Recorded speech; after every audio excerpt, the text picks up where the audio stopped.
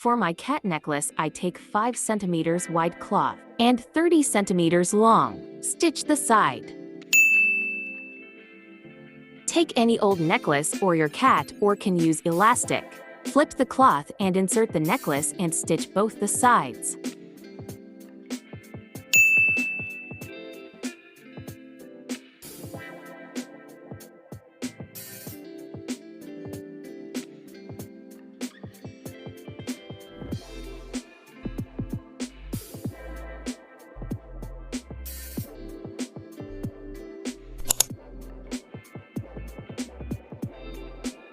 I am adding a bell in the necklace.